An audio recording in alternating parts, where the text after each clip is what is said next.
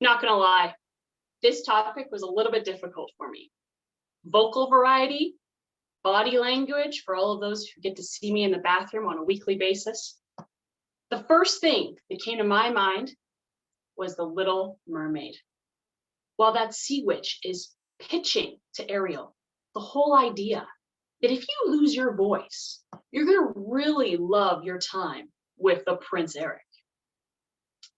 You have your looks, your pretty face, and don't underestimate the importance of body language. Yeah, that's right. As much as all of you enjoy watching me try to incorporate body language into this small screen, this got me to thinking, how important is body language? What do your vocals say about you? And is there power in combining them? So how important is body language? I want you to picture a time when you watch someone in a very uncomfortable, super uncomfortable situation. Maybe you were in a meeting and that person is ill prepared. And the boss and you know it. It's kind of exciting, but a little nerve-wracking. How do we know this? Maybe the person is simply playing on their phone, biting their nails. Maybe they avoid eye contact, like the plague. If I don't look at them, they won't see me.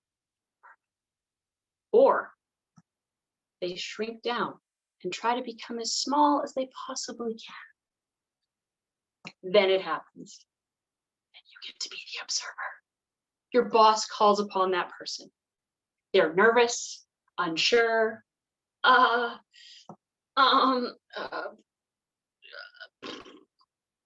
quite sure. You are ultimately uncomfortable with it, and it's awkward. And here is an example of that.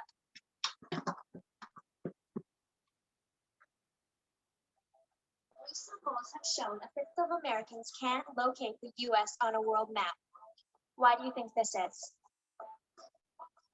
I personally believe that U.S. Americans are unable to do so because some people out there in our nation don't have maps, and I believe that our education, like such as in South Africa and the Iraq, everywhere like such as, and I believe that they should, our education over here in the U.S. should help the U.S. or should help South Africa.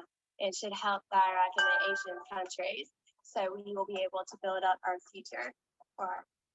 Thank you very much, South Carolina. When I started to actually reflect on this entertaining, but really, really difficult video, I was very uncomfortable. Very uncomfortable, just as many of you might have been right there as my computer continued to go. And I started to reflect. What do they teach us in Toastmasters? Be clear, be concise, and answer the dang question. Food for thought. So what do our vocals say about us? I want you to picture that boring professor. Wah, wah, wah. The person just drones on and on while you are left staying awake or trying to. They have no personality, nothing going for them. You wonder if they have a spouse, and if they do, how sad you feel for that person who has to live with such a boring, dull person. I know you're all thinking of that professor from Ferris Bueller's Day Off, the anyone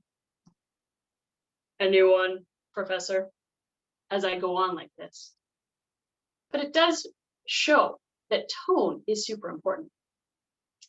Next week, I get the opportunity to play the role for a murder mystery dinner, and I'm actually really, really excited for it. I was extra excited last month prior to finding what my role was going to be. See, I was told I was going to be the maid. Now, not just any maid, the French maid. Now, for all of you who know me, you know that that just isn't my jam, probably just doesn't fit my repertoire, something I would wear or anything. It's just not me. I was a bit disappointed. And then the song from Beauty and the Beast came into my mind. Now the wheels in my head have been turning as I thought of my predicament. So I promised my friends I'd show up as a maid. And right now I'm evolving a plan. Hello. I can do a great impression of a hot dog. No one thinks quite like me, with a pie in the face, to be Mrs. Doubtfire just for your grace. But here I am. Wipe my face, and here we go. And this, friends, brings me to my last point. Is there power in combining vocals and body language? As in, if I confidently walk into that party dressed as Mrs. Doubtfire, mimicking the voice of Robin Williams in that iconic movie, could I just make everyone believe that the French maid wasn't the part I was asked to play at the party? I believe that an answer is a resounding yes. There have been many examples of people showing up in a suit and tie and BSing to a crowd with confidence, and they get a standing ovation for their work. Think of the movie Catch Me If You Can. He pretended to be a pilot. Or Anna Sorokin, the German woman who pretended to be a billionaire heiress, swindling hundreds of thousands of dollars from hotels, banks, and her friends, who all believed her story because she had charisma. So when it comes to presenting to the future, please remember this quote by Chris Voss.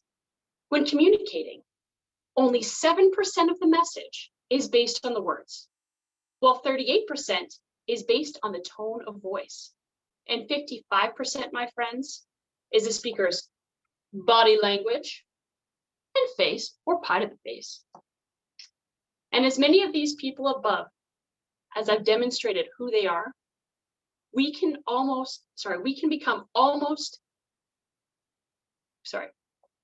become anyone we want if we learn to utilize our confidence, use the correct body language, and speak in a manner that shows we mean business, pie in the face or not.